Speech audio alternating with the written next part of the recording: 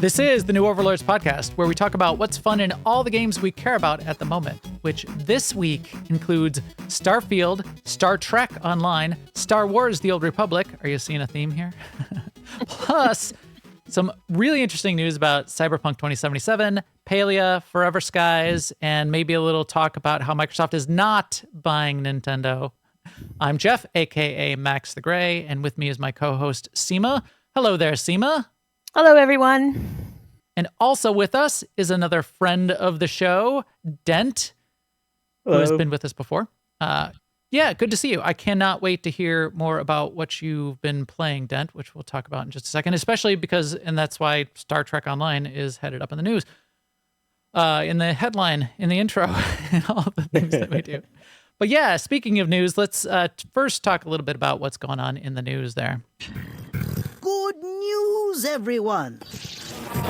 Definitely good news. The Cyberpunk 2077 2.0 update is coming tomorrow. So if you're listening to this, this is what, the 20th? It is on the 21st is when it's coming. And I sure am excited. What about you, Dent? Are you excited? Are you... I am definitely excited to see what the patch brings and how I can still be a digital wizard. Yes. Yeah, actually that's the spec, that hacking spec is what I really was most focused on too. The question that's been going around for months that everybody has been asking is, because the game is changing so much for the 2.0 update, and then I didn't even mention Phantom Liberty, the big expansion, is coming Tuesday. So it's coming right after the weekend. But because the update 2.0 to the base game is changing so much of the way the builds work and the way the abilities stack and the way things sort of get built over time, is it better to start a fresh install or take your old install, take your old game save, and then play into Phantom Liberty? Because Phantom Liberty is kind of a sequel to the main story. Well, CD Projekt Red chimed in. I think they got tired of every forum out there on the internet speculating on their own, and they basically said, and I'll read it out here, that a tweet out there you can find, "Hey, Chooms." Chooms is the, how you say buddy in cyberpunk slang. "Hey, Chooms. While you'll be able to continue the game with your current character on an existing save, we recommend starting a new game after Cyberpunk Update 2.0 comes out. Due to the number of changes, starting fresh will enhance your overall gameplay experience." That's what I expected. What about you, Dent? Is that what you were planning, or were you going to take an existing save and just keep going, or what? Well, I'd probably start a new character, but I'd also want to load up a save to see what broke. Because the way that they put it, what they're not saying is like, you can try an existing save, but something that might not be working quite the way you expect it going forward. Right. Because, again, because of the build and abilities and the way everything sort of gets put together is all sort of changing up. So yeah, things might get a little crazy there. I'm going to hope, it's short time period, but I'm probably going to, on Thursday, start a new save and then maybe play real hard over the weekend to just plow through the story and then be ready. There's a couple other things that I'm really excited about in 2.0, not the least of which is Phantom Liberty. Oh, I should play it. Did you guys see the Phantom Liberty trailer? Not the recent one. No. The cinematic trailer. So this came out. Why isn't it playing? Let's play it there. Yeah. I'll just play it in the background. You're gonna have to watch it after with the audio. It's Idris Elba, and it's sort of like the intro to the game, the cinematic intro to Idris Elba, and a little bit of, I think, what's going to sort of kick off the Phantom Liberty story, because this happens a little bit before Phantom Liberty, and then leads into what happens to start Phantom Liberty. But look at this. Look at the rendering. Yeah, that's look amazing. At his face. And when his clothes changed, yeah. That's, the effects are, now they're going to zoom in on his face. Look at this. Can you believe really that good. is that's a render? No, I think that's actually him. And this is Miso. She's a character. You could see like the fingernail polish chipping off the edges of her fingernails. Just the way his tongue just right there, the tip of his tongue underneath his lips when he was about to say another word. This is about to get really violent, so just be aware. We'll probably flip off it before, just not spoil it. But I am so excited for this, and for what I really think is the best looking video game on the market today in Cyberpunk 2077. I am right now on my new studio PC, and my new studio PC is my old PC, and I finally got a new graphics card for my my office PC where I play games. So I was able to take my 3080 card and move it to the studio PC, so it would be enough firepower to support my studio, which means that I got a new graphics card. I got a 4000 series graphics card. It's a 4090. I've been like downplaying it because it's ridiculous. It's ridiculous, and it's ridiculous. I got a little bit of a deal on it, and I had some Amazon credit. A 4090 it's insane. Oh my It's God. ridiculous. It is insane. Yeah. It's insane. But I got a pretty I good am deal, jealous, and though. it's the And I'm size glad of a you did it. refrigerator.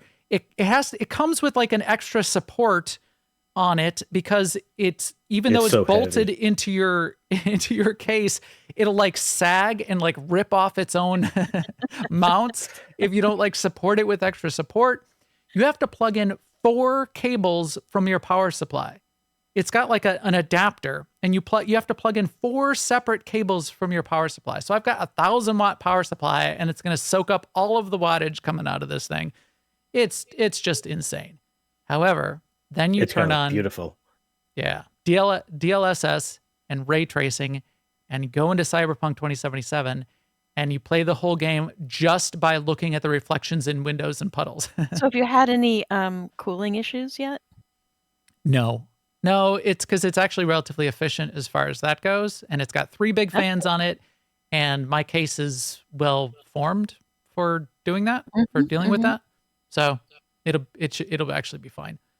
But yeah, I am pretty pleased with it. And the ray tracing and the DLSS being able to then, the ray tracing gives you the whole thing where you can be like looking in wet puddles or just wet surfaces on the ground and have full reflections of everything dynamically in the environment.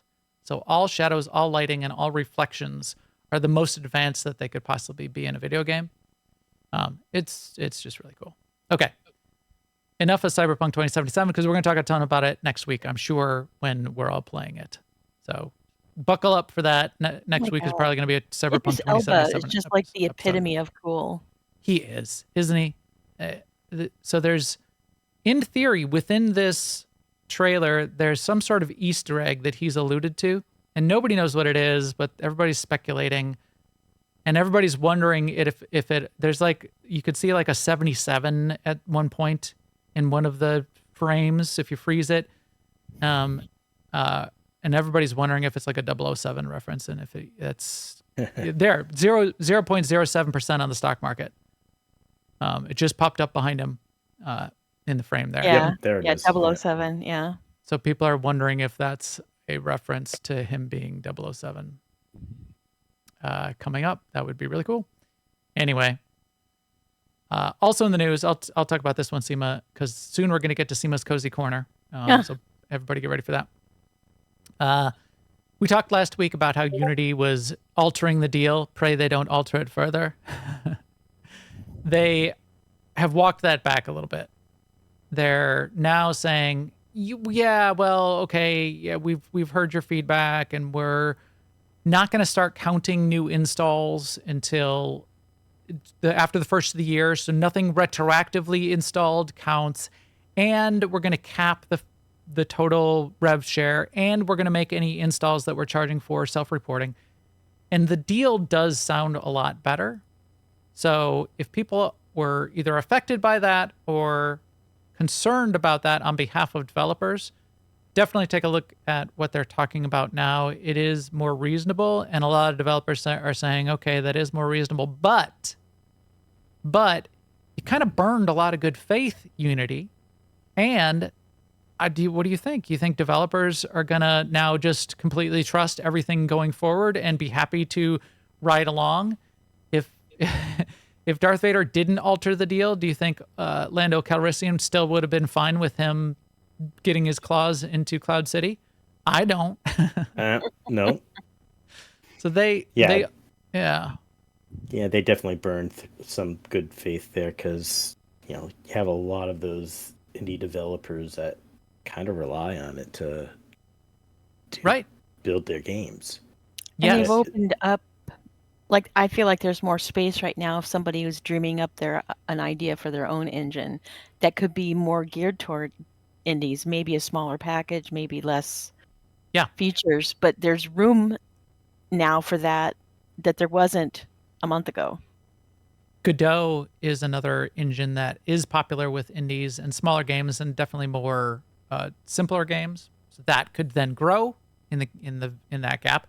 And then on the other end, on the other side, on the high end, you definitely have Unreal and the Unreal Engine, which is spectacular and doing really well these days. Right. And the people that we've talked to that said they went with Unity because that's what they were familiar with might take an extra 5 minutes and get familiar with Unreal and then to decide, Yep. I was a C# developer, and I had done work in Unity and was familiar with both C# Visual Studio and so Unity. I wrote HoloLens games and demos in Unity. And then I tried out Unreal and got used to Unreal, and Unreal is really, really good. Both if you're a coder, because yes, you have to code in C instead of C# or some other language, but that's not much of a change between C# and C. But if you're not a coder, it's even more, it's so powerful for non-coders and all of the things you can do with the way Unreal Engine works. I really like it. Anyway, I think they're still going to be fine. And I have a whole essay in my head about why they did this. The fact that they are a platform, and the platform does a ton of work for game developers. And there are whole industries, billions of dollars being made on the backs of Unity. So you could see Unity wanting to say, hey, if we had a little bit more share of that, we'd be able to, up to 4%, when they're not asking for 30%, which is what the marketplaces ask for. That's what the Apple Store and Steam, they're asking for like up to 30% of your sales revenue.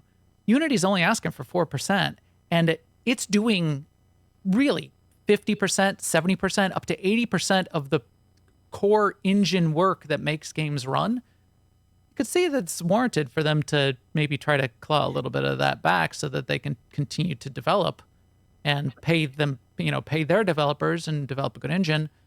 So, but they did it wrong. Chat room's pointing out it's not good for students that are using Unity for projects for school.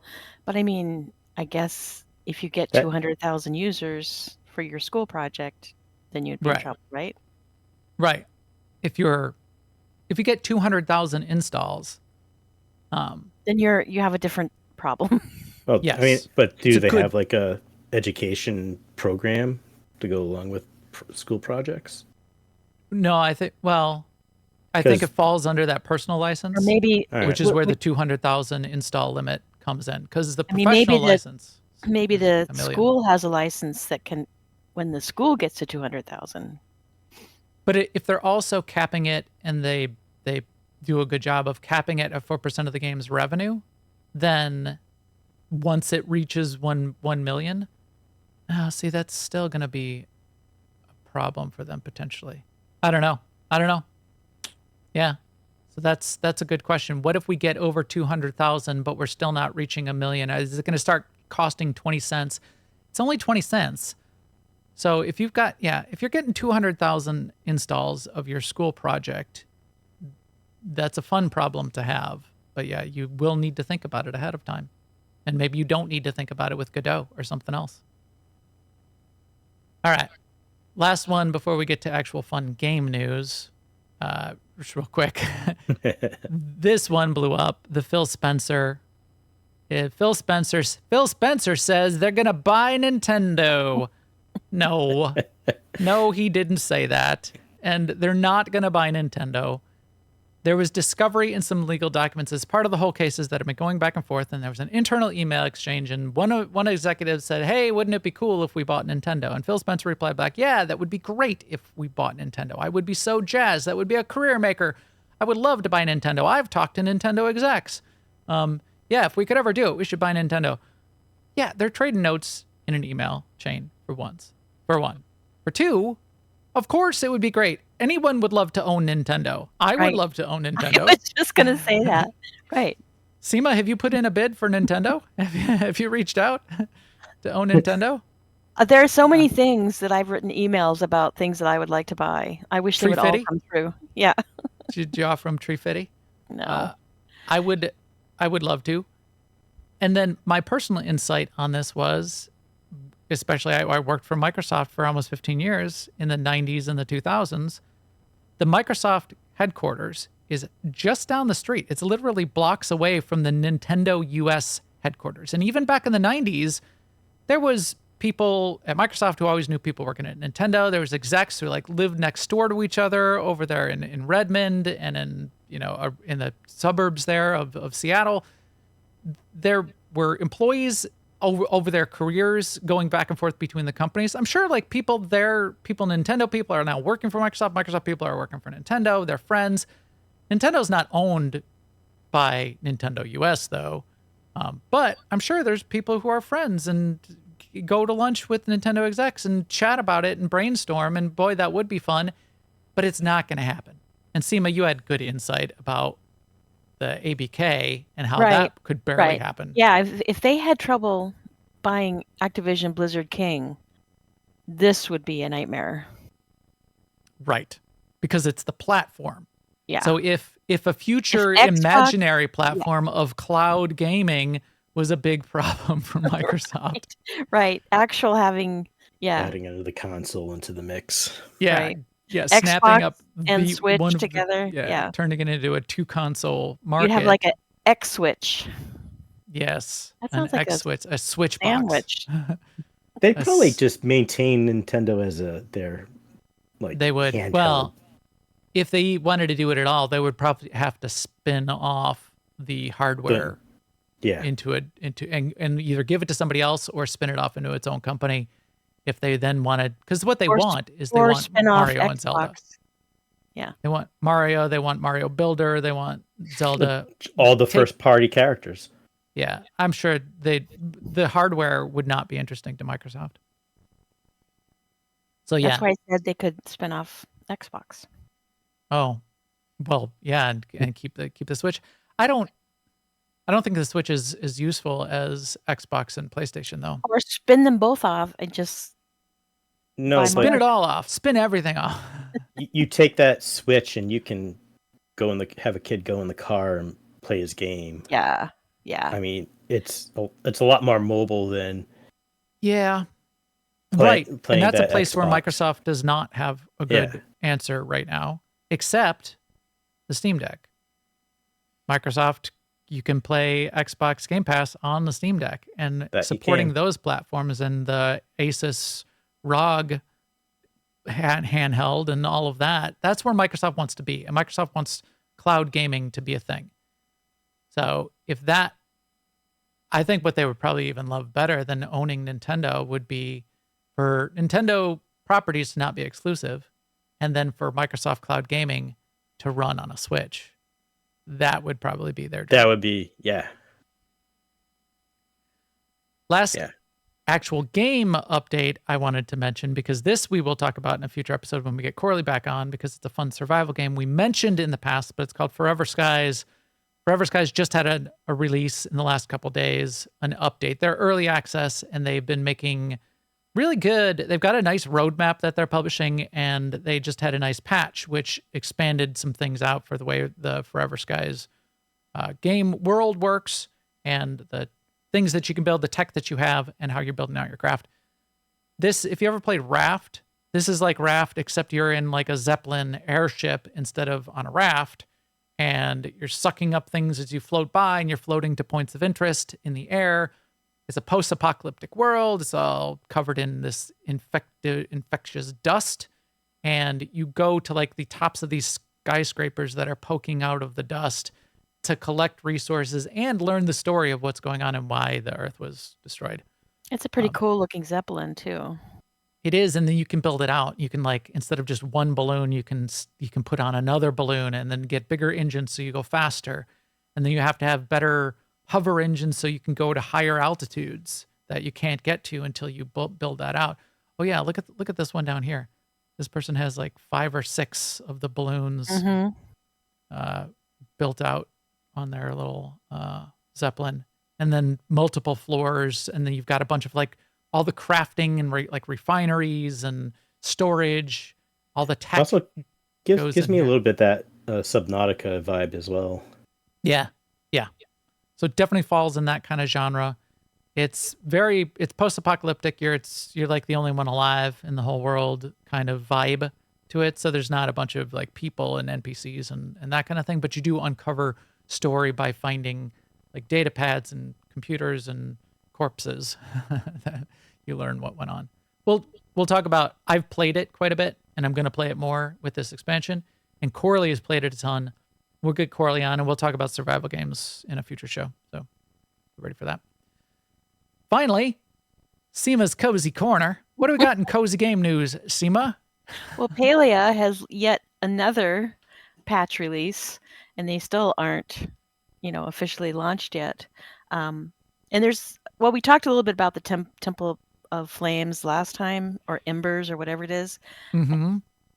But they just continually add new stuff to this game. This time there's new things you can farm, new recipes you can make. There's a new bundle of furniture that you can craft.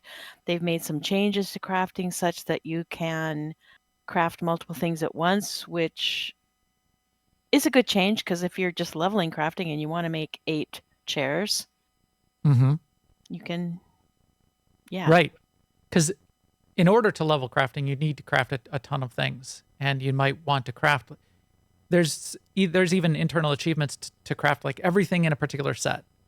Well, it is, you got to like stand there and click on each one, wait for it to get done, click on the next one. So you're being able to like queue up everything in a set. That's kind of nice.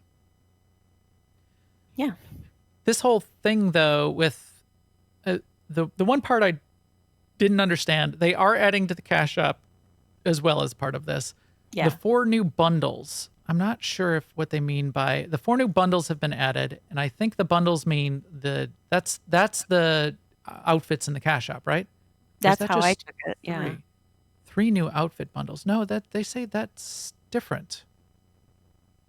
I don't know what they mean by so the premium store updates is a separate section, and they talk about 3 outfits. So 3 outfits have been added, but they call the outfits bundles. But up above, they say 4 bundles have been added. And then I wonder if they're talking about that just to be feature sets. Because the only reason I care of what a bundle is, they say if completing each temple bundle, so this is not the outfits, completing each temple bundle will reward you, and some items are new and exclusive in the rewards. The final reward for completing all 4 includes a very special item, the Ancient Rock Garden. So I think that's like a content bundle, and then, or like the content stages of quests. It could be. Yeah. And then once you get to the end, you get this thing, which is the Ancient Rock Garden. It's a little rock sculpture you put in your zone. You have like a housing zone where you put your house, and then you can put stuff outside. And when you put it out there, if you put it out there periodically, this little creature called a kitsu, looks like a little fox, will come and visit and come and sit on it. And they're being really, really serious about the kitsu is not a pet. It is a rare and ancient beast whose presence must be respected. This is kind of a lore thing, an RP thing. They're not used to human interaction and may run away when approached.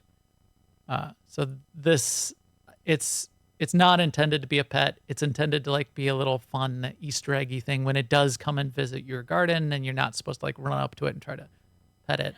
I mean, I took that to mean don't get all excited, guys. This is not a clue that one day you're going to have a kitsu pet.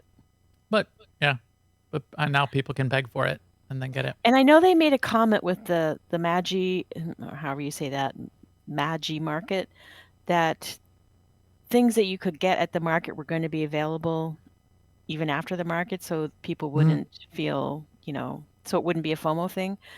I wonder if that's true of this lava garden or rock garden item and the If things you from this.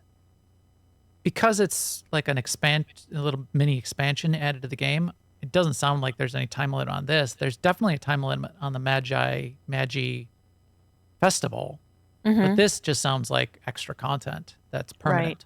There is, yes, and that makes sense why they would say that about the market, since people would worry. But yeah, I mean, because like I was saying earlier, that my Palea plan is more like let everyone else get ahead. Yeah. and then play, just the way I want to play. Because I feel pressure. There's so much going on in Palea. I feel every time I log in, I think, oh my gosh, I haven't done this and I haven't done that. And that's not what I'm looking for in this game. Dent, have you played Paley at all, or have you even looked at it? I've seen some gameplay of it. It just looks like a kind of like a chill type game, right? To kind of hang out in and just do your stuff. Yeah, a moderately multiplayer version, 3D version of Stardew Valley. But well done, and it's been fun. We've got a bunch of plays. You see that dog? That dog's name is Tao.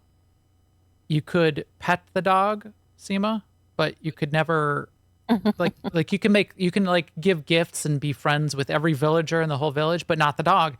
That is part of the update. Now you can be friends with the dog, and you can bring the dog. Oh, I saw that note and I didn't understand the significance. The only thing that matters is that you get to pet the dog. Yes, absolutely. If there's a dog, you have to be able to pet it.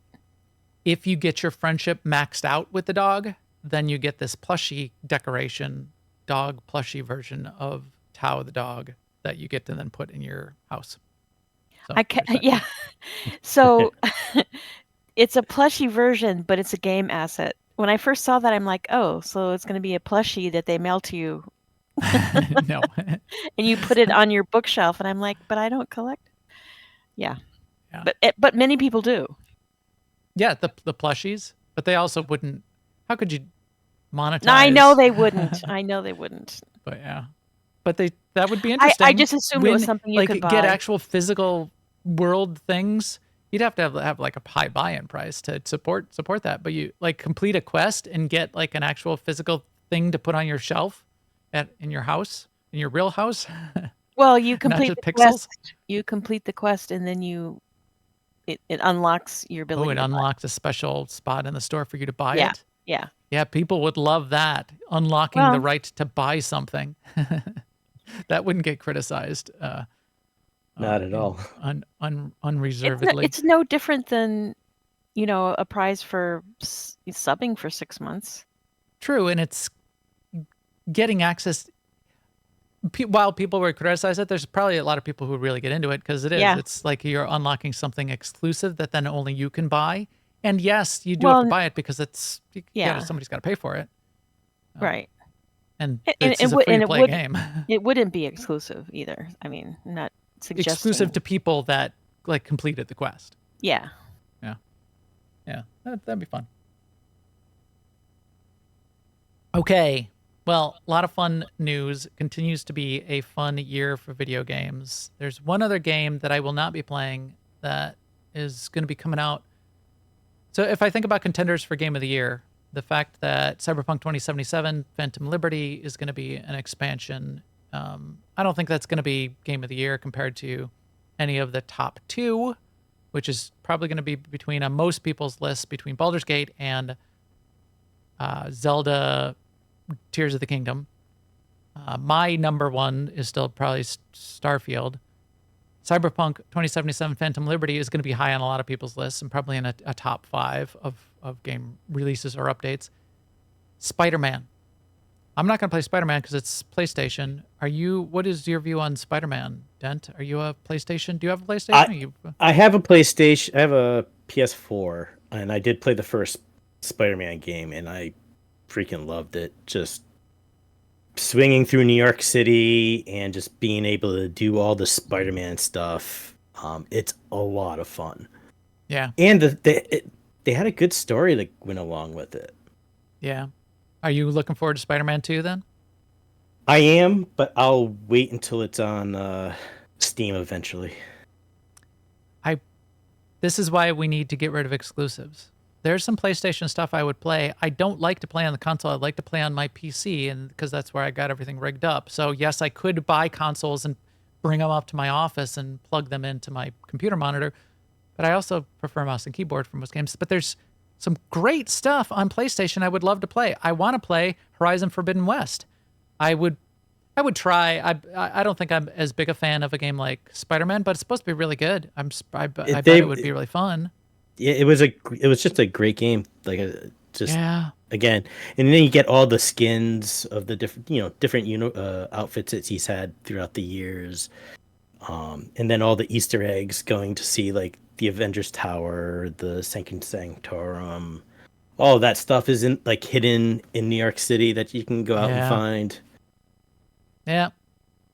Well, Sony, Nintendo, Microsoft, get rid of the get those out of here. Get your exclusives out of here. Stop that. There you go. Sony's been, it's like you have to wait a year and a half before it hits it's crazy. PC. Like, God of War took forever to get Come to on, Steam. guys. Yeah. Come on. All right. We'll keep up on game news for the rest of the year, but that is just an exciting times. This podcast is brought to you by all of you, everyone listening on iTunes, Spotify, watching on YouTube, or here with us live now on Twitch in our a little bit variable schedule of when the new podcast is going live. We've been on Wednesday afternoons. We may change it up the next 2 weeks because we've got some conflicts, but we may be settling into this late afternoon, early evening on a Tuesday or Wednesday in the future.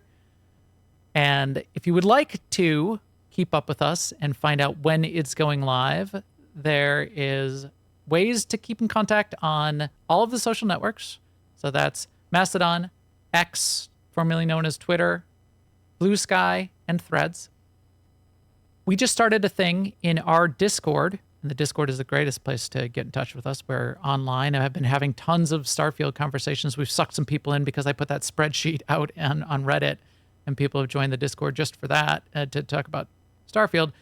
But we started a thing in our Discord for Blue Sky in particular. Blue Sky's invite only right now. And I figured, what better way to get the people that I talk to about video games than to go into our Discord where all these people are talking about video games and say, hey, does anybody need a Blue Sky key? Because if you're in Blue Sky, you can get a key once in a while.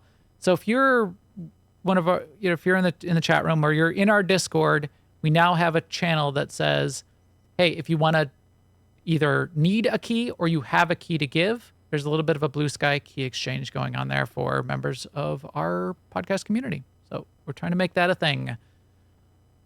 Also, shout out to the chat room. Really fun having everyone live. I did reset my studio, set up a new PC because I got that new graphics card, my 4000 series graphics card for my gaming PC upstairs, so I don't need to drag it up and down the stairs anymore. But everybody was helping us make sure that all things were connected and they could hear us and nothing was short-circuiting.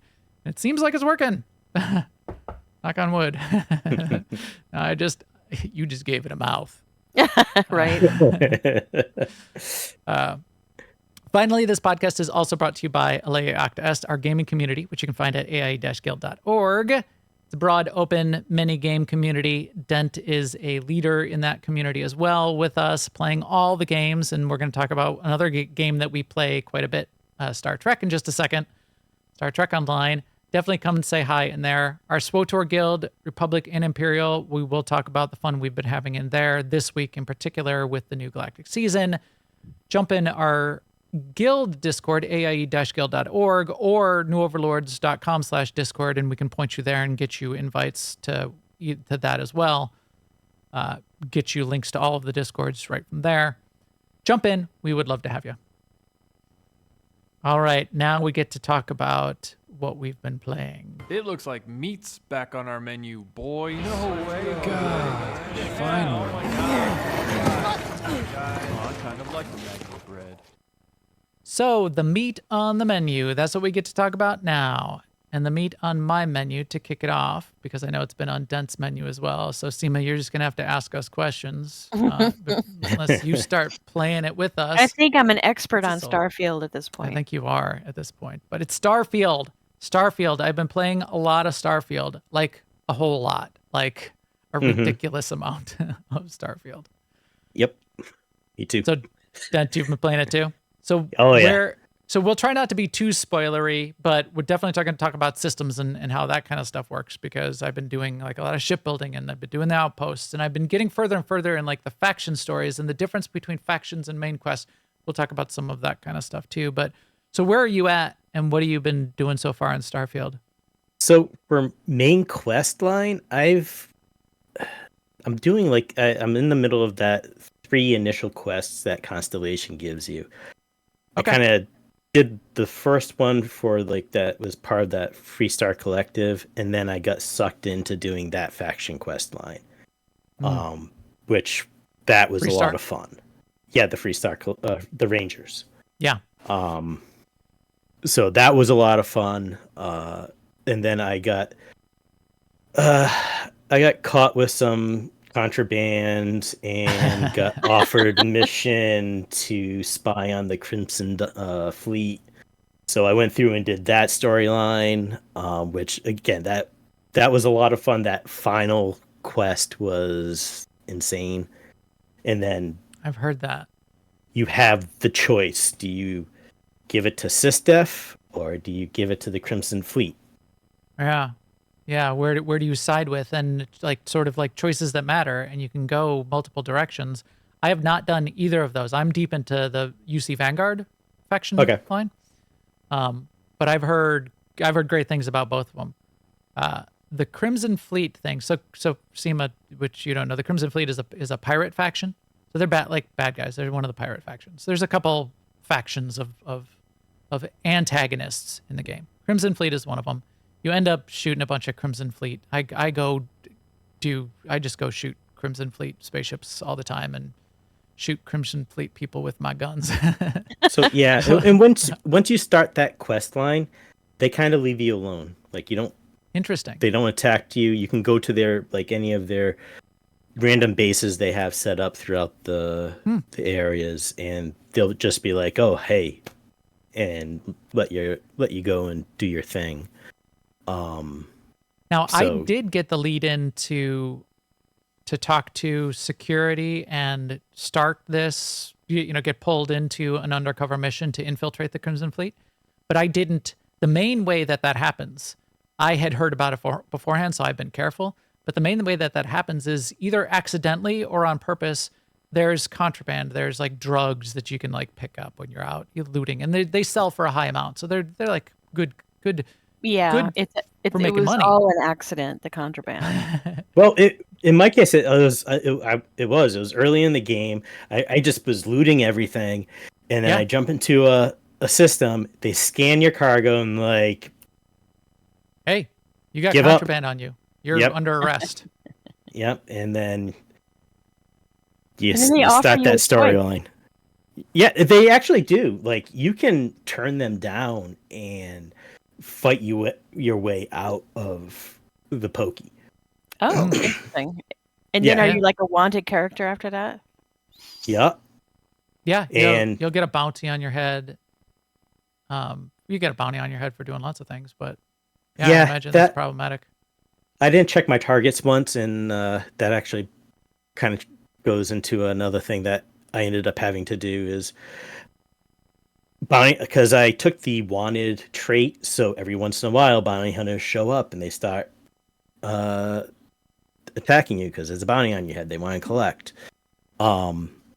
So I had bounty hunters show up, and then I was also in the middle of another battle with some guys, and they were going after someone else. I accidentally shot that other someone else, got a bounty on my head. So every time I went to Freestar Systems, alarms went off and I was chased out. I'd have to be chased out of the system, so I had to clear that bounty before I could do things. I gave myself a bounty. I think I like stole something or looted something I wasn't supposed to. I ended up going to my outpost. So this is my deal with contraband and with bounties. In your outpost, you can build a bounty clearance terminal. Yeah, I did that, and it says I wasn't allowed to clear it from there So for it that particular depends faction. on which faction, right? Yeah. So it can be a problem. That's Yeah, right, because so- I couldn't clear the UC. I couldn't clear the UC United Colonies bounty because my base where I built it was in Was in the Freestar UC. territory. Oh, Freestar. See, Yeah, I so couldn't clear my Freestar because I was in the Freestar area. I had to go spend 2 weeks on Mars to clear it there. You could. So there are other places. There are other bounty terminals where you can go and Yeah. get it cleared. But you could, if you start being a murderer and like killing innocents, you could rack up a ridiculous bounty that you could never pay off. So I think that might be the downside to doing that. But by getting that bounty, it triggered another thing with the companions I had on the ship with me. They were not happy with my actions, and I had to persuade them and go through that mechanic to say, "Hey, look, sorry, didn't mean it." So I had the situation, and I didn't intend to do something bad, but I wanted to see what was going to happen. So I quick saved, and then I did something bad just to see what it was like. And this was a random encounter. I went to a random planet. I was either scanning something or I had to go off and do something. And while I'm there on this random planet, I see a ship fly overhead and go land like 800 meters away. And it's just some ship, and it goes, and I'm like, Let's go check it out. that's pretty cool. Yeah, let's go take a look. I go there. It's not anything. It's just a guy in a ship, and he's like a UC. He was a UC soldier in a ship, but he's like freaking out. There's like nothing to do. Like nothing even to take. It was just some flavor, but he's freaking out, and he's like trying to repair his ship. And I was like, "Can I help you repair?" But there's not even an option to help him repair his ship. It was just something that was happening on the planet. But because there was nothing to do, then I was like, all right, quick save. All right, buckle up, Andrasia. Pull out my shotgun. Shoot the guy in the back of the head. Just to see what would happen. Immediately, Andrasia's is like freaks out. And she's like, this is off beyond the pale. I won't be part of this. And she leaves. She dismisses you and is no longer your companion. Wow. Oh, Immediately. She's like, I'm out of here. The text comes up on your screen. Andrasia is no longer your companion. And she takes off. I'm like, oh, crap. Wow. The guy was obviously completely innocent, and I shot him in the back of the head. So it was relatively justified. yeah. Relatively. And he was like such an innocent guy. It was like the whole time he's like, I could fix this ship if my hands weren't so sweaty. He kept saying that. He was like freaking out. You walk up to him and say hi, and he like practically jumps out of his clothes. Like, wow, I didn't even see you there. You can hang out, but I'm just trying to fix it so I can get out of here. So I felt really bad for him. So I quickly reloaded my quick save and did not shoot him in the head. But that was fun. It was a fun little encounter, and I got to see what happens when you do some bad things like that. Yeah, my options. I had to kind of talk Sarah and what's the other guy's name off the ledge, and I was already Cole the cowboy or Barrett. Yeah, no, not Barrett. It was Co. Could Co's daughter, was she okay with it? Maybe she was fine with it. She's like, she doesn't care. She's just there for flavor. Shoot him. Just as long as she you just bring me wants books. Yeah. As long as you bring me books, you can shoot anybody you want. And that's the funny thing. I'm like, how do I collect these books? How do I give them to you? Yeah, That'd be you can't. fun. That's a That's flaw. like a little quest. Right, because I collect every single book. That's one of the few things that I collect. I was collecting succulents. There's a web web comedian that I like that does a YouTube web series, and I think they even got paid to do it, to make a Starfield video, and they made it about what, from the NPC's point of view, they're like tracking the player. They finally catch up with them, and the ship is just filled with succulents. Yeah, I saw that one too. They're like, It's hilarious. we've been following him. We followed him to 75 systems. We've been following him for months, and we're finally going to infiltrate his ship and find out what he's been doing. Oh my God, it's filled with succulents. And are succulents contraband? No. There's like office plants. There's cubicles, and there's people have a plant on their desk. But it's all you could like collect plants notebooks and if you wanted. But I do collect the books. Is there any like an achievement or anything for the books? I wonder, because they're all like named books, and you like read them. Yeah, and they all have like a brief blurb within them. Yeah, it's like 2 pages on a Moby Dick and Tale of Two Cities, and there's like classics. There's other kind of fun, good books. There's some in-universe stuff that there's the one by the founder of Chunks. Right, the Chunks employee handbook you can read. That's a good one too. Chunks is like the fast food restaurant. Everything, all the majority of the foods strewn around is like space food, right? It's like old school NASA space food, vacuum packed into like packs. Capri Suns, but the brand is juice Chunks. boxes. Right. So it's all juice boxes and vacuum packed stuff, but the main brand of food is called Chunks. And and then you'll go into town, and there'll be a Chunks restaurant, and you'll walk past it, and the Chunks commercial will be playing. It'll be like, Chunks, come get your Chunks. There's actually like a minor quest line that starts off at Titan's Chunks. That's hilarious. Where you have to go around and collect chunk sauce. Because the guy keeps running out. I need more chunk sauce. Get your chunks. So I'm showing on the screen here, I spent hours this past weekend, multiple hours. I spent hours customizing a ship that I stole, only to, as soon as I took that ship out to go on like a voyage to try it out, I captured another ship that was better. And then I needed to customize that one. So they're both Crimson Fleet ships that I then customized and repainted and got. Now that I'm in UC Vanguard, I got some really nice parts for it that I could then attach onto my ship. And I had to invest skills and points into some of the shipbuilding so that I could use those parts. It was very satisfying and very fun. There are some janky parts to shipbuilding because you can't see what's going on the inside, and you can't control necessarily what happens on the inside. So you slap a couple hab modules together, and the system will pick where the ladders go. And it doesn't flow nice all the time. Right. It doesn't flow nicely all the time. So I would have preferred like an engineering bay where you walk into the ship, but I couldn't, because if I put the engineering bay down there, even though it's like the same size as the whatever I had, like the workshop, which was fine to put down there, or science, whatever I had, it put the ladders in a place that I didn't like. I don't like it when it's 2 stories of ladders, because if you don't use your jetpack when you jump down the hole, you do like a very minor amount of damage to you. You break your ankle. You do. You sprain your ankle, and it'll say you've sprained your ankle on the screen, and your companions will make fun of you. Andreja keeps going, you need a minute to walk that off. You can use your jetpack. She says this stuff to you. So I made sure my ship didn't have two stories down, so I would stop getting made fun of by my companions on my ship.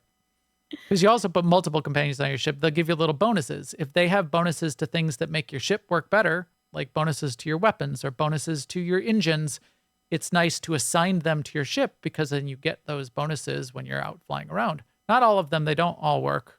Like piloting doesn't work, even though Co has piloting skills. That doesn't apply to you. I think that adds like an extra bit of engine power to them. Right. It adds one pip. So up on the upper left of the screen here, which you can see is the different power. And you distribute power to all of the different systems, and there's like 6: 3 weapons, engine, shields, and grav.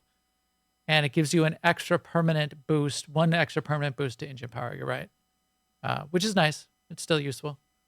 But yeah, I really got a kick out of, and I spent like half my net worth outfitting these 2 ships so I got a great shield. I've got great storage now on this new ship. It's like almost 2,000 kilograms of storage and a great shield, and it's got some really nice weapons on it. So now I'm decked out, and I bet I can use this for quite a while, if not throughout the rest of the game, even though I know there are some nice ships coming up, and there are some nice ships you can just straight out buy. So you don't have to participate in any of these systems, but I did want to upgrade my ship and put some defenses on it for a story reason, which I won't explain because it's spoilery, but it gives you a reason. And so there's a point in the story where it'll say, hey, it might be a good time to think about, and we'll give you the choice here. Do you want to outfit an outpost and build that up and make it defensible? Or maybe build up the defenses on your starship? Which route are you going to go? And you can change it up later, but pick one of those, and that's for reasons. And I decided to go with ship right now, although I've also spent hours and hours on outpost building. So what about outposts? I've been doing some outposts. I've been playing around with it. They're kind of a mess because I wanted just to figure out the mechanics of, you have your setting up your mining outpost, and then you create yourself some storage there, and then you have your cargo link, and then you have that cargo link going to another base. So I have these 3 mining outposts. 2 of them feed into one through the cargo links. Yeah. I don't like how you have to have a cargo link per site that you want to link up. Yeah, they're point to point, and one link links only to one other cargo link, which is a big, huge landing pad. It's not a small footprint. Right. But so I have 2 mining outposts going into my 3rd mining outpost, which I've also started to play with manufacturing. And then, so I have those feeding into some cargo to feed into the manufacturing that then feed into some warehouse storage. Yeah. That's something cool. I was playing with last night. So I have to kind of check out after resting to see how much I can actually make off of that. And you can't actually make too much, but it'll still add up. It'll still build up, especially if you're doing it at scale. Because you're getting tons and tons of resources, and that's why the resources barely will sell for anything, because you can get tens of thousands of resources. It's so, like, once you start setting like mining outposts up, you have to kind of play with the location of where you want to do the mining so that you can get multiple resources at the same site, so that you're not having a lot of littler mining operations going on. Yeah. Like I have one that's like straight iron, but then I have one that's aluminum and beryllium, and then I have one that's like copper, and there's another resource sitting around there. You can get, if you get the perfect spot on a planet, which is really hard and it only happens on a few planets, so you can get potentially up to 4 resources. Maybe you can even get more than that. I haven't heard anybody get more than that too much. But that was the reason I first set up my spreadsheet. I was actually trying to find my spreadsheet because I'm pretty proud of this damn spreadsheet. And this is what I posted, and it's pinned in our Discord, and I had a bunch of people on Reddit that saw it. The Reddit post got ignored when it first came up, but people keep coming in now, days and days later. They keep finding it on Reddit. So what I wanted to do was be tracking what resources are there, what resources are on the particular planet that I happen to be on. So here's my spreadsheet. And then if I'm going to build a new outpost, so here's a pretty solid outpost that you would build, 6 storage for each of the 3 kinds of extractors, an extractor of each of the types, a cargo link, and then some of the components that you need to make that cargo link work. My spreadsheet then has a recipe page, which has all of the elements that it takes to build that. And then you choose any of those things that you need to build and the count. So you just fill out these first 2 columns in the spreadsheet, and it calculates the total number of resources you need to then pack in your cargo hold, bring to the new outpost location to be able to build all that stuff. So you don't have to like go back and forth and forget what you needed. And I wanted a calculator so that I could figure out what I would need to bring to the new place. So that was the first thing I built, the first add-on I built, because Excel is my #1 add-on for video games.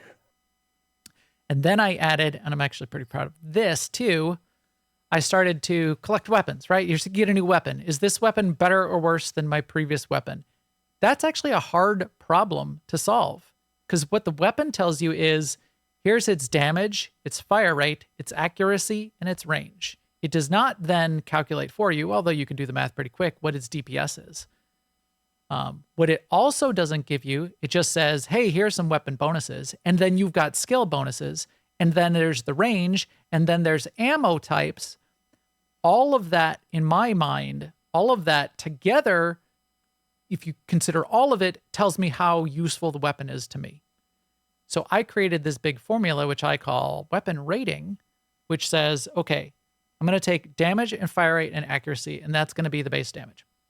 Then I'm going to have multipliers and add on these additives. They're only additive to the base damage, a small percentage of the base damage, based on things like if the ammo is really scarce, I'm going to give it like a -15 or -20%, little additive debuff to its item rating as a result of that.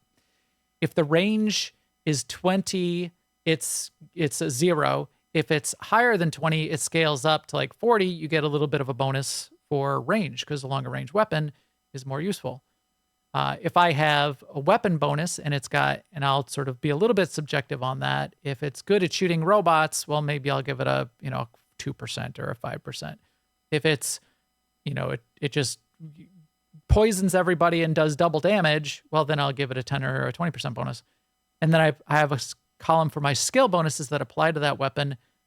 So then on my weapons page, I can stack rank all my weapons and I can figure out which is the best. So yeah, this has been really fun for me. And then I've got one for all of my outposts and I haven't even put them in here. I only have 2 outposts so far, even though I did all of this so I could build. My plan is to build like 16 outposts eventually, but I haven't even bothered to build those. Is there, I forget, is there a skill that you need to be able to build more? I think at the base you can only do like 8 or something like that. Yes. You can only do 8 to start, and there's 2 skill trees you need to invest in to maximize your outpost for the productivity of your outpost and what you can do with your outpost in terms of companions and how many outposts you can have. So there's skills under the social tree and skills under the tech tree, and you need to max out both of those to get the most out of outposts. Yeah. This is the other sheet that I just added in the past few days, which is a planet log. So every moon or planet I go to, I'll track everything, all the resources on that planet, what system it's in, what faction it belongs to, notes about why I went to that planet, and then what I call nav notes, where I say, okay, if I'm looking at Seoul, what, is this, so it's at like 3:00 direction from Seoul, and it's 4 jumps out, so I could find it again, because there's no map. It's hard to find these things. Yeah, you have to kind of hover around the little stars to say, did I have been here before? I remember I ran into a ship and they needed this supply, but it's not marking it for me. Right. So like here's copper. I'm gonna need copper. Here's a planet that's got copper and lead, and I could use some copper and lead and uranium. So this is Denibola. But where's Denibola? I have no idea. Why did I go to Denibola? Now I go so now I can look at this and I can go, oh, Denibola. It's a little bit 2:30 on the clock from Seoul. It's about 4 jumps out. Now I can about find Denibola, and it was because of the Mantis mission that I was out there on Denibola, which is also fun. Yes, Mantis was Batman. Good. Yes, the Bat Cave. So yeah, this game is a blast. It's not for everybody. If you don't want a Bethesda style RPG, You know, Right. my big one of the other conclusions I came to is that this game is a game. It's a game first. So there are other games that are something else first that then are also a very good game around that thing. Star Citizen is a simulator first. It's a Yep. it's technology and simulator, and very good at that. And You have it's to like have, a game third or fourth. It's not a game yet. yeah, you want to be kind of work on your own skills as a pilot in Right. Star Citizens versus like here, you just drag the mouse and it goes where you want to go. For Right. Star Citizen, I have a throttle and joystick for that one. Right. Right. You're simulating the controls, and it can be so enjoyable if you're in the mood for that kind of like simulation and flying through the clouds and landing on a planet and smooth transition from space and having to take 15 minutes to get across the system. And there's only one solar system so far, but so get across the solar system, you can actually real life go make a sandwich while your ship is flying, and it's all physicalized and all realized. But the game loops, the actual fun game things, they aren't even, they're barely built into to Star Citizen yet. Bounty and they hunting will be, or cargo they might be loading. eventually. Right. And mining. Mining Mining has going become big, yeah.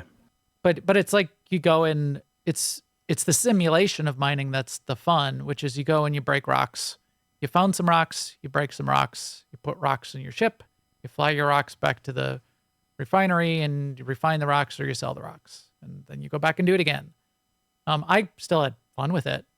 But I had just as much fun with mining and extracting here in Starfield because it's more of a game. So Starfield is a game first. And it's also an RPG in the style of it's a stats and progression RPG, not a unlimited narrative RPG like a Baldur's Gate. Right. You're a little more limited in the choices of things that you can make, and it will railroad some of the conversations in a direction maybe you wish you could. I wanted to Baldur's Gate. I wanted to have sex with that alien. In Baldur's Gate, you could, but you can't do that in Starfield as much. But it's the kind of RPG that I like, where you still have the feeling of progression because there's skills and you're building up those skills and you're investing those skills into different skill trees. Where I got a little bit frustrated in Baldur's Gate, where I had a bunch of skills, but if I can only shoot off one fireball in a fight, why is this such a big deal that I invested all my all my talents in this? I've got 2 spell slots and then I got to go sleep before I can use any of my skills again. We're here. I get a good gun. I can shoot 5,000 rounds and I can buy more ammo and I can shoot my gun all day. It's definitely more game. It's not simulating a different thing.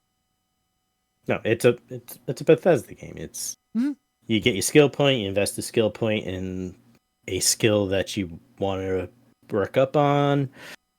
That skill can, unlock different gameplay paths. But it's still, you still can just do the stuff. Yeah. Super fun for me. All right. We talked a ton about that. So let's move on. I have no idea how long we've been. Well, I do have a question for you guys because you brought it up that it's a Bethesda style game. So how do you compare it to like Skyrim? Well, that's an easy one to compare to like Skyrim. I mean, I'm assuming it's very similar. Yes, it's like, and people say Skyrim in space, and then purists that that really get Bethesda games will say it's more like Oblivion in space because it's a little more open world and it's a little more like Skyrim. You get sort of railroaded right into the story right away. In some ways, in a really good way. Hey, you're finally awake. You're in the wagon, and then you're dumped into the middle of this path of the story and adventure of what's going on in this land. Whereas like Oblivion, you're like not given as much direction. You're like you're here, go. You're here, explore, figure out what you want to do and be. And that's a little bit more that's a little bit closer to what you're doing in Starfield. There is the main story, but you could immediately sort of ignore the main story and just go off and do these side factions and become a space pirate and just do that forever. Yeah. Yeah, you really could just do like I'm barely in the main story. I've just gone off. I'm like, oh, someone made a conversation here and I want to go and investigate what this guy's been having a hard time. What's wrong with him? Oh, Yeah. he needs a job. So that just opens up a little side quest to do. I ran into some farmers on it. They were like farmers in this system. So there was like across a couple planets or maybe they were four farms on a single planet, but they were getting hammered by pirates. And then there was like a whole little adventure. I had to like go fix the satellites so they could start talking to each other. And they had interpersonal conflicts between them because there was like the original settlers and then there was the new settlers and they didn't work out so well. The new ones did not, they were not happy. They did not get along, and you had to like coach them and like help them get along and then fight the pirates and turn the satellites back on and hopefully get them all, or maybe not get them all working together by the end. I did. I used my skills of persuasion. I did the same. Talker. I got that maxed out. Yeah. I do like persuasion. I didn't like persuasion as much in Baldur's Gate because I felt like it avoided, because you could take persuasion to the nth degree and like never fight anything in Baldur's Gate. You could keep rolling persuasion checks and get out of I felt like I was getting out of too many fights. There's enough fights. You can always find a fight. Oh, in Starfield. It's hard to find the persuasion dialogues more in this game it's more rare. And if you're looking for like a pacifist playthrough, that's going to be really, really hard in Starfield. I shoot lots and lots of people. Actually, not necessarily, because there are those weapons that are non-lethal, which I wish weapons? I knew about on one quest, because I got yelled at because I used lethal force when I shouldn't have. So, does that mean one of your companions yelled at you? No, a space commander yelled at me. And then, back to jail. He's like, well, yeah, it was like, I don't want to see you do that again. And I'm like, I was sneaking the best sneak I could, and they saw me through the air vent. Yeah. What do you want me to do? They're coming right for me, boss. They shot first. Yeah, they shot first. I actually I just recently had a side mission where I ended up in a major city. Something happens, and the citizens start freaking out. And they have you, like you walk into an area and it's laying on the ground and the game has a little pop-up as like part of your mission. Pick up the EM weapon. And so they should have like done that earlier. And I think people would have realized that this is what they do. It has you use the EM weapon to subdue the citizens that are freaking out. And then because I didn't know how it worked and I had no idea what EM weapons were and just found out that just happened, I think, on Monday for me. Which is pretty cool.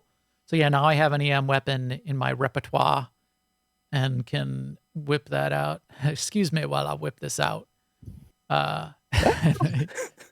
Make use of that when I need it. But I haven't yet. I shoot a lot of I'm shooting pirates. They're all bad. But I shoot a lot of pirates. When I've had a couple opportunities where I could like sneak through the vents and get around the pirates and just grab the key and go do what I need, and nah, going in the front door. I do that quite a bit. They're all bad. They're murderers. They like you go into these places and there's like scientists and settlers corpses all over the ground. They're all over the place that the pirates have like murdered. So they're bad. They get what they get. All right. So that's one star. That's the Starfield. Let's talk for a couple minutes before we get to Star Trek. Let's talk for a couple minutes about Star Wars, the Old Republic, because Seema can tell us about that because we've been doing some fun stuff in there in the past week, catching up on the new season. So Seema, Dent and I have been talking about the Starfield. You tell us about the Star War. I mean, here's some money. Go and watch Star War.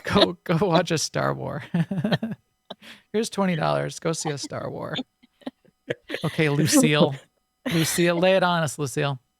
This is making me want to go back and watch Arrested Development because, Yes. there's money in the banana stand. Yeah, so we talked about this a little bit last week, but Galactic Seasons 5 started last week. So that is a big source of fun for us as a guild because we can get together and do objectives for that on Tuesday nights, which is our guild fun night. Mm-hmm. We always say attendance is not mandatory, but fun is. Yes. And we do sort of tailor our activities in that game on Tuesday nights to the people that show up. So if we get enough people of a certain level and blah blah blah blah blah, then we can go and do an operation, which is what raids are called in that game.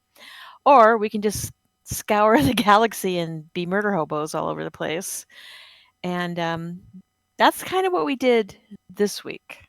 We were collecting basically targets for Galactic Seasons. And by the end of the evening, I had made, I think, 4 of 7. Yeah, And we did good. Yeah, one of the things we talked about was in the season there's target activities and you get a number of points for each one. And there's 8-point versions, there's 8-point targets and there's 12-point targets. And I personally just do whatever ones I feel like doing, but Max has always had a little metagame of wanting to do only the 12-point ones, or not only the 12-point ones, but all the 12-point ones.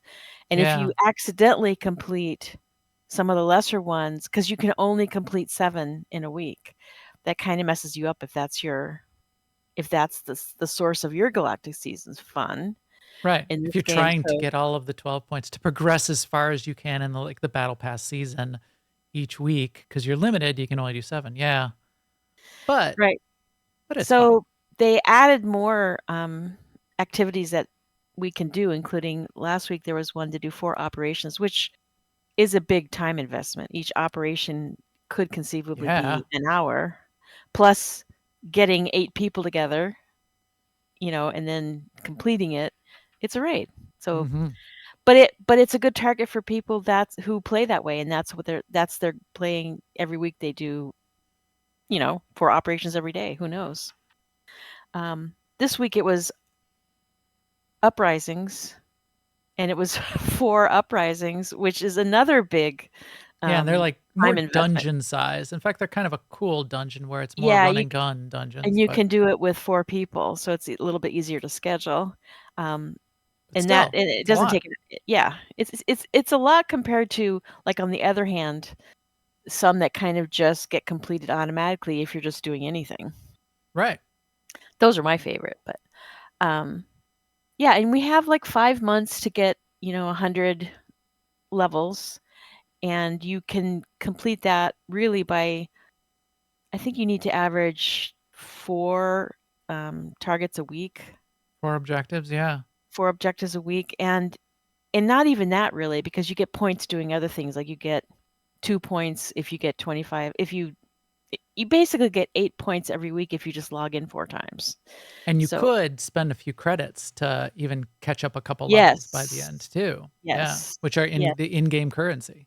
I mean, that's your catch up. If you go on vacation, you come back and you think you're not going to make it, you can buy your way to the end. Or you could pay $20 today and unlock all the levels and be done today. If you want to pay real world cash too. And But one that's of no the fun. I mean, one of the things people talk about a lot too is there's an objective almost every week to go and replay some back chapters of the story. Yeah. And That was hard. each chapter has their own challenges. Right. And yeah. So I did the one last week, and it was quite hard because you had to do it in vet mode. So there's like story, vet, and master, or easy, medium, hard. And it was like the medium, but the medium, because they scale it to your level and they scale it to your ability, it was quite difficult. And you run it with your companions, and you actually run it with 2 companions, but they're locked to you. They give you 2 companions based on the choices that you had in the story. I did it wrong. I did it on one of my characters. I did it on an assassin because the assassins can stealth. I wanted to like stealth around, and and I could not get past like the first big fight in that chapter. And I had 2 companions, and they were low level. You can level up your companions. So I'm like, fine, I'll go to my main character that's all decked out, that I can play really well. And I went in and I leveled up those 2 characters also. There's ways you can level them. There's in-game currency you can pay. And I paid like millions of credits, and I leveled both of those characters up. And I went into the chapter and I realized, oh, I had made different choices. And those aren't the 2 companions that I bring to this story. Worth pointing out here too that this is solo content. Yeah. You can bring someone along to help, but then you'd have to run it again if you wanted to help them. They don't get credit. They could help you, but they don't get credit. It's your story. You are the Outlander. And this is the Knights of the Eternal Throne chapters. But this was the final chapter of Knights of the Eternal Throne, the final chapter of those 2 expansions. So it was also then the final fights of that final chapter, which were very difficult. So it was an interesting challenge, and I was not going to do it because I had done it on my assassin and just could not even get through the first fight. I ended up getting through that fight and having a good time with it. I had to level up, and then I ended up leveling up 4 companions, which I wish I hadn't need to, and I wouldn't have if I would have checked beforehand. Yeah. Right. But I leveled up all 4 of those characters. And then I took the 2 correct characters in with me that I was given, and they were all leveled up, and I ended up getting through it. And so even though I complained about it earlier in the week, we did end up on our ops night doing the extra operations. So we got the 4 operations done, even though I wrote a sternly worded post to Jackie, and she replied that the dev team is looking into reducing that potentially, because it is a lot to do 4 operations. Jackie's the like community 4 raids. manager. Yeah. Jackie's the community manager. So we did end up getting that one done, and I did end up getting the chapter 1 done, and I got all the 12.1s done. It's not going to happen this week just because there's too many 12.1s, and then there's 8.1s that you'll get done along the way, and you'll get too many 8.1s done, and you can't avoid it. Right. You won't get. So I will get to choose some 12.1s that I mean, won't to the have extent do. where if you're trying to do one of the 12.1s, those efforts will count towards one of the 8.1s. Yeah, there's nothing you can do about it. Yeah. It's like like some of the 8.1s are like get season reward. There's season reward tokens. Well, doing the 12.1 awards you the season reward tokens, and that's how you complete that 8.1. Yeah, it's like, wait, I don't want to complete that. Don't count it. Yeah. But so that's fine. It's a good program. We like it. It provides stuff for us to do as a team, as a group, and then there's plenty of solo stuff to do too. And it's been implemented in such a way that you could play however you play, and it might take you longer, but you can still complete the season. Yeah. Yep. So join us in Star Wars: The Old Republic if you want to come and do that stuff especially on the Tuesday nights where we're trying to do stuff to get through the season. It's pretty fun, and that's what we do. We group up. Oh, Seema and I do 2 group nights a week. One is the open guild night on Tuesday, and then we have our ops team on Thursday, which is just fun, random stuff, and that's when we're like going after some of the more progression content. Yeah, we raid for 2 hours a week basically, and in those 2 hours this week we did 3 operations, which 4 total set aside, but the 2 raiding hours. Yeah, we had done one on Tuesday. So other people, in fact, Jen, when you were doing it, you were doing like 8 hours a week. You had set aside or something. Yeah, I was almost every night for a while there. That's crazy, but we've got guild stuff going on, and you could get sucked into all of it. We've got like 6 nights a week covered. I think Saturday night's the only night there's not like an organized activity going on. But Star Wars: The Old Republic is not the only Star game that AIE has group content going on, and a group guild happening. There's another game. In fact, I don't have a video for it. I'll pull up a video while we're talking about it. But sure. Dent, what is the other Star game that AIE Star plays? Trek Online. Star Trek Online. Yeah. This is a good one. So give us the background, and then I'll talk about it too, because I played a ton of it, and it's got a lot of things going for it that people may not even realize. It's like one of those like IP games where it pulls in from everything they've ever done, All the from movies, all the TV all the shows. movies, all the TV shows, all the new stuff. They even pull in from other sources like books and comics and video games. So right How now, about, how about from what's that recent animated Star Trek thing? Lower Decks. Yeah, yeah. Oh yeah. You can get a California class ship Oh, as a that's uh, fantastic. your player can fly around with. They have the uniforms. The ensigns are actually duty officers within your ranks that you can send off to do minor missions. So yeah, it's fun because there's if the no matter what part of Star Trek you like, there's something there for you. So if you just like the original series, you can spin yourself up an original series character, fly that Constitution 1 around, or there are other variations of other ships out there that have that Constitution look. But is there a Or progression like from the original show to next show? I mean, Kind are of. you meant to play through? Or, no, so they're the way the factions go in the game, you have your base Starfleet, which is kind of the offshoot of like that next generation era series, and then you have the Klingons, and then you have Romulans, but the Romulans in the game are more of that post Nemesis, Romulus destroyed Romulan setup. And then there's the Dominion. With the Romulans and the Dominion, you can choose which main faction you can join, like Starfleet or the Klingons, to align yourself with, so that you can do the rest of the episodes that they have out there. But then you can also, for Starfleet, there's the 2409 Starfleet officer.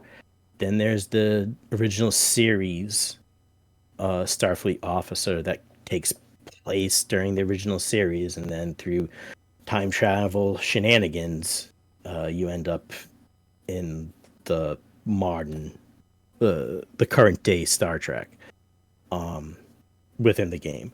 And then there's the Discovery era, where you can do a Discovery style character, and then same thing, time travel shenanigans happen, and then you're in the future.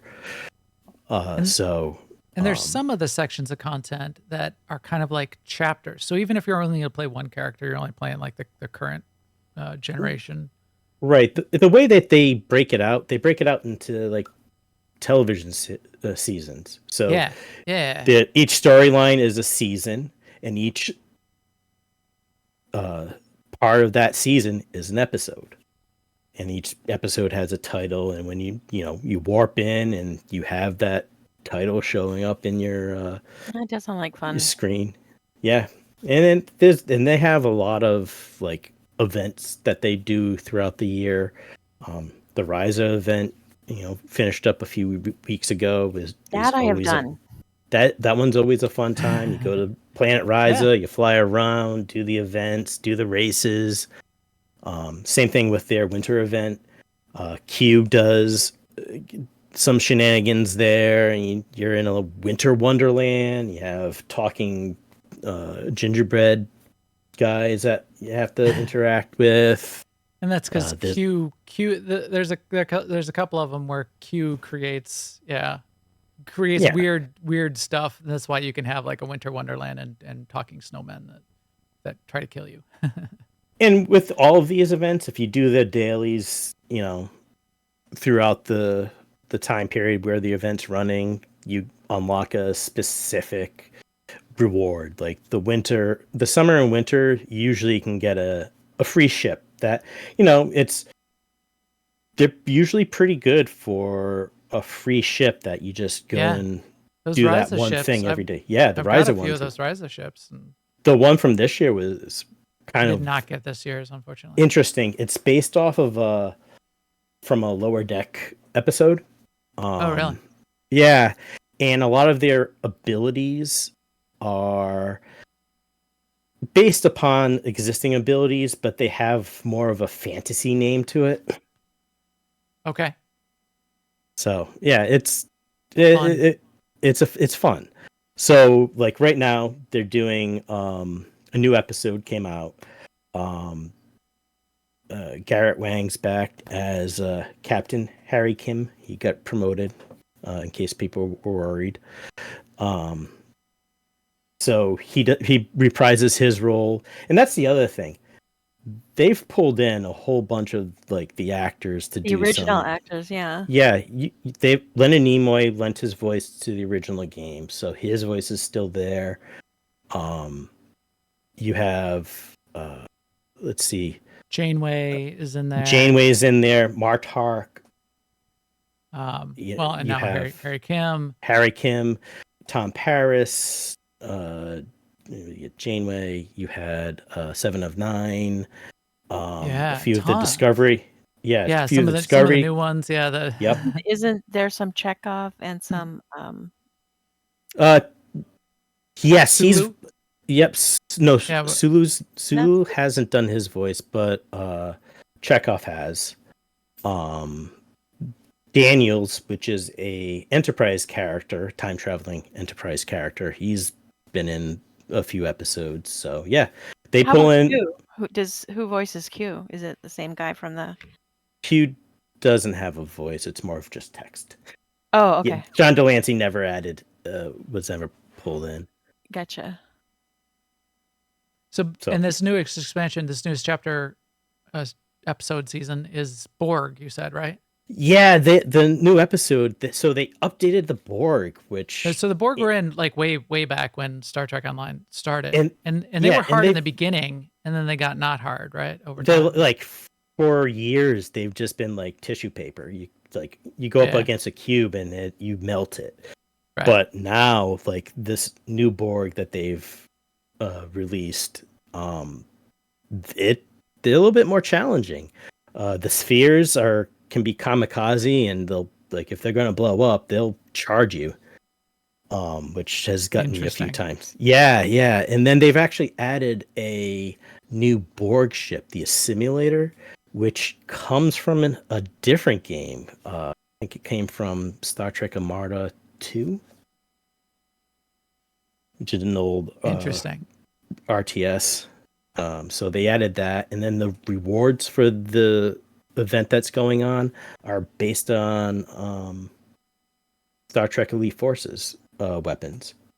So I'm seeing here in the trailer, and for people that don't know, when you play Star Trek Online, ships and the ship equipment and the ship power like scales a ton. So you can make your ships really powerful if you're good and you know what you're doing. But ship battle and ship fighting is actually really fun, and you can have like your phasers only point in certain directions. You have firing cones. You got to work all that out. But then there's also ground combat. So Yep. then you got to get like guns and equipment and slightly different builds and set up your abilities, and I can see it here in the trailer. There's both going on. You're both fighting ground combat against and Borg, that's one of the you're fighting things the ship with combat against Borg. the episodes. The episodes has a combination of both of that ground combat and the space combat, so that you can. It's just not focused on that one play style. So you kind of have to, build your character, build your crew, because when you do ground combat, you beam down not just yourself a lot of the times. You have your bridge officers come down to support you and whatnot.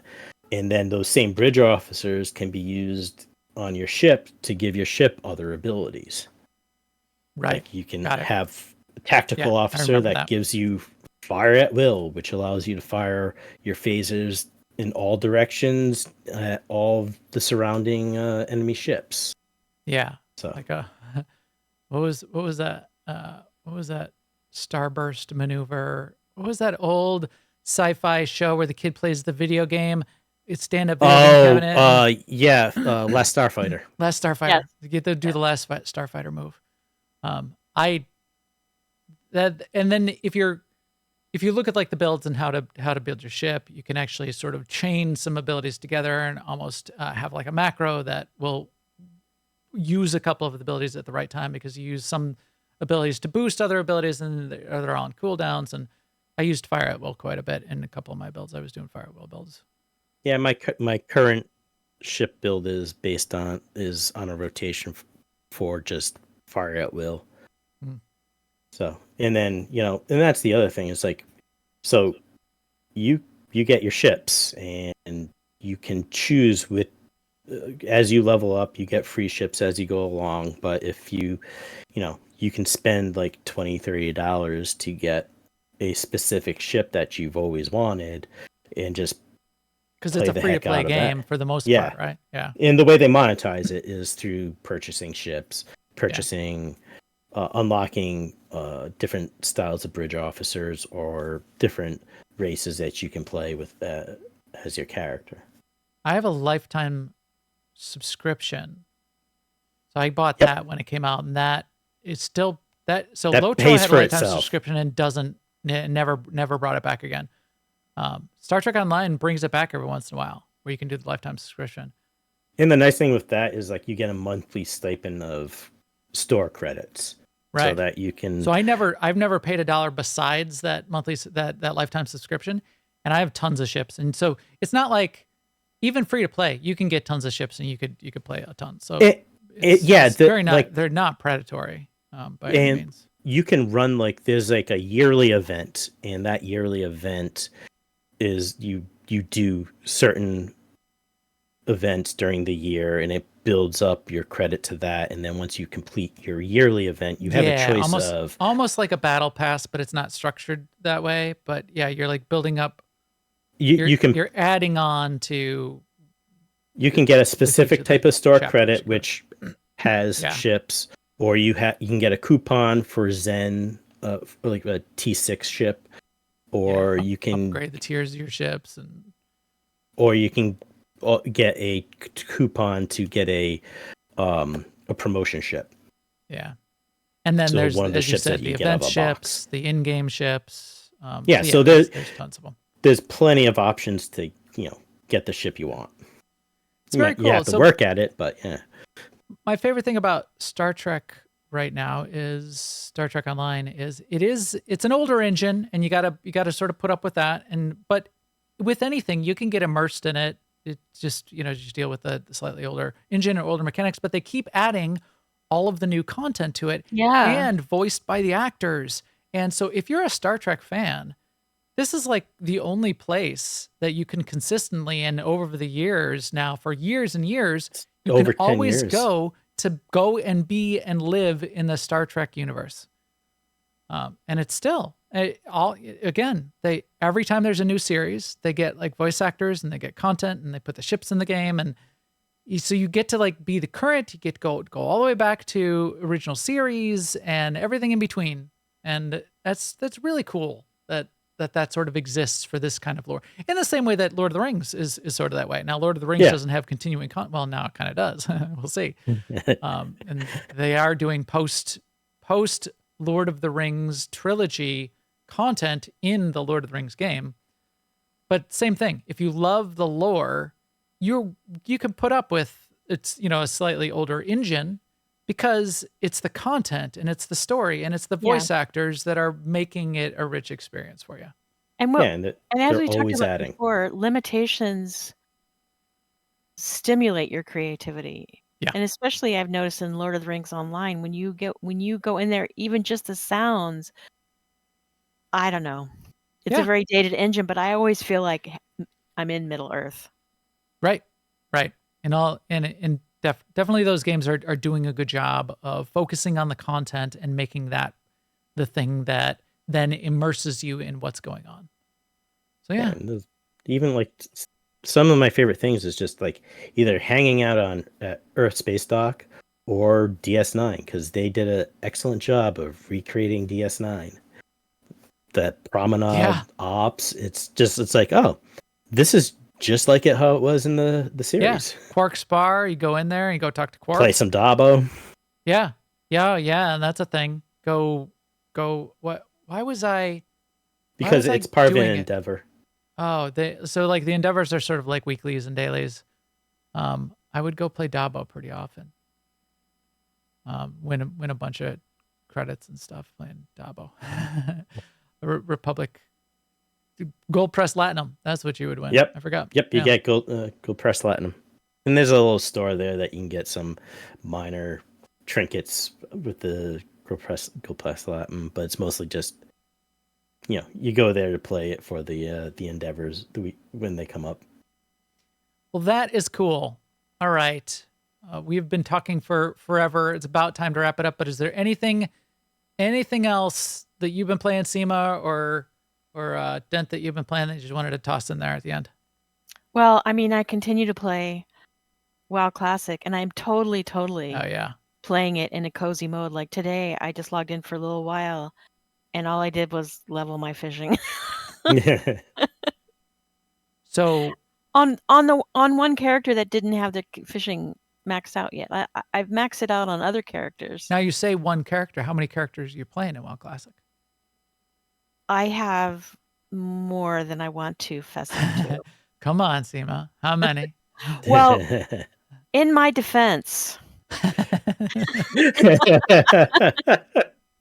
right now they're doing 50% XP boost. So I'm thinking So how many characters?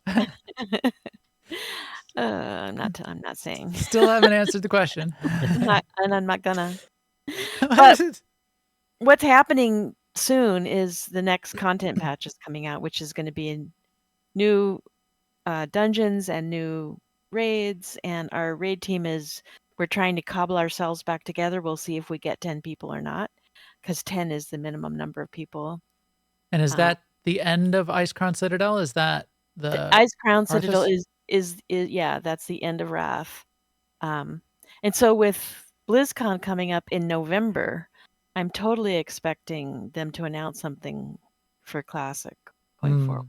And people are just assuming it's going to be Cataclysm. Like if you look at the content creators on YouTube for WoW Classic, they're already posting things like best professions for Cataclysm and things to do before Cataclysm. Yeah. I'm not watching any of that stuff because, like I say, it's like a cozy for me right now. I don't need to know the best of anything, really. If I can fish where I want to fish and get the Murlocs out of the way with the weapons I have, I'm happy. So as we've been talking about, there's 4 World of Warcrafts going on. Yeah. Our WoW Classic Hardcore group, there's a ton of people in there. I keep seeing that in the AIE Discord. Yeah, I've been thinking about going back to that one too. I do have a hunter in that, just level 8 though, so I might start over there with a priest. Oh, leveling in Classic is rough as a priest though. It is, but I think that's a well-regarded class for leveling, even in and for surviving. Yeah, right, because I get the self heals and yeah. Yeah. Takes you forever to kill things, but the opposite is also and true. It's well regarded for bringing to content. People want utility. Yeah, if you're brave enough to do dungeons, which means and they're doing it. They are the AIE team, Lars, who was on talking about hardcore. They're doing it. They're doing dungeons.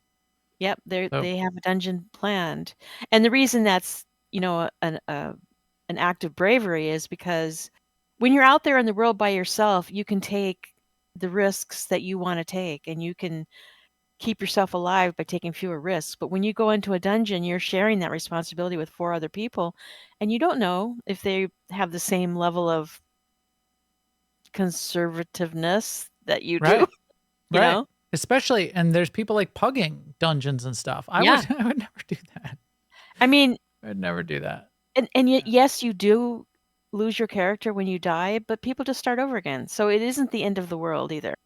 And that character does get transferred to a non-hardcore realm if you want. You can, yes, you can, and we do have a guild waiting for people that die. Right. Or we're still working on it, but yeah, we do have it. We'll have one soon. We need a few more people to die so they can sign the guild charter.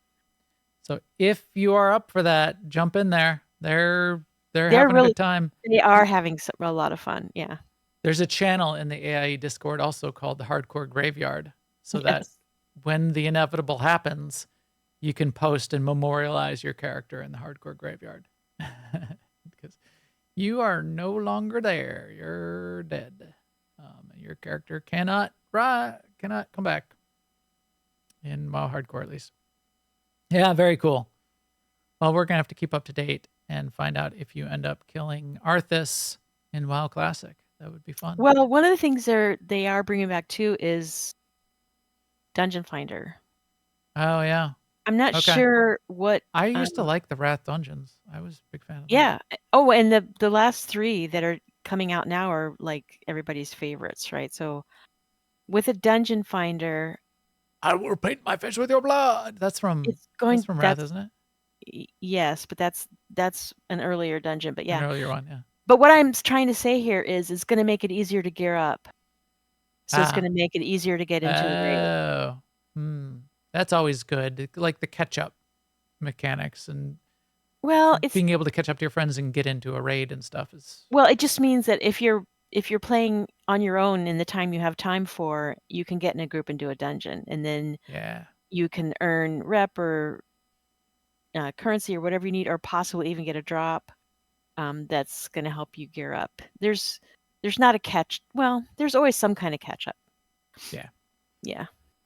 Like they've made it so that in dungeons, the gear from the previous raid drops in dungeons if you do the double plus difficulty level of that dungeon, which is completely different. That was not in the original Wrath at all.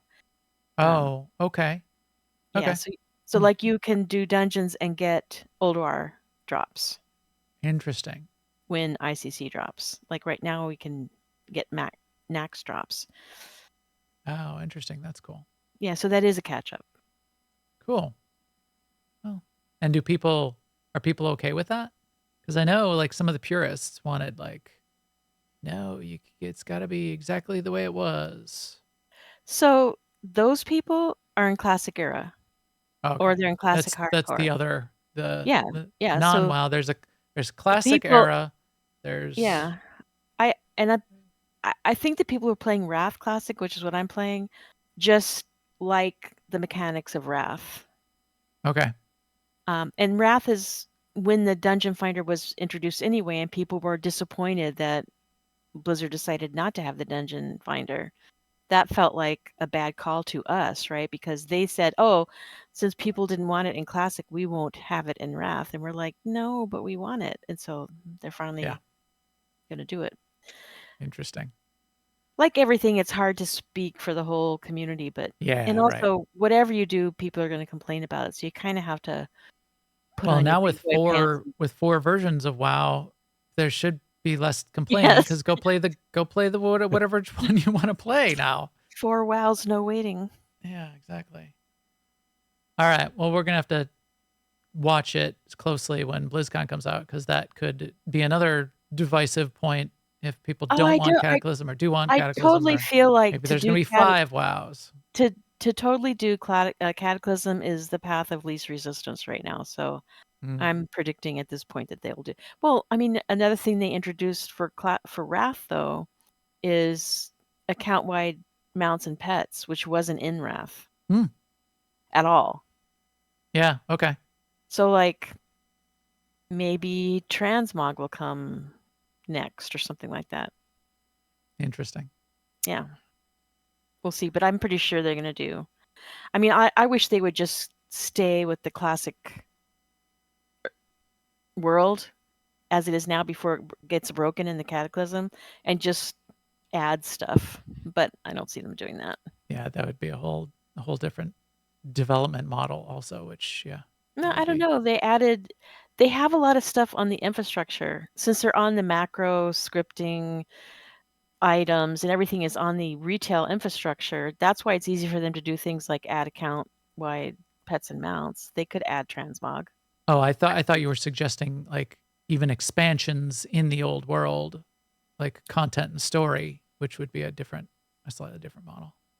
It would be very different. If they had to come, I don't know how they would come up with new story actually. Yeah. All right. Well, if they wanted to, they could find a way. They're very creative, but I don't think they will. so many ways to have fun. Yeah. This is awesome. I think I still am going to be stuck in. I'm definitely going to be doing more Starfield this week, but I'm going to be doing Cyberpunk 2077, and then we got to finish our Star Wars stuff too. Mm-hmm. Man, I got to so much finish stuff. leveling my fishing. There's that. I finished leveling my fishing, I think, 12 years ago. So I think I'm good. All right.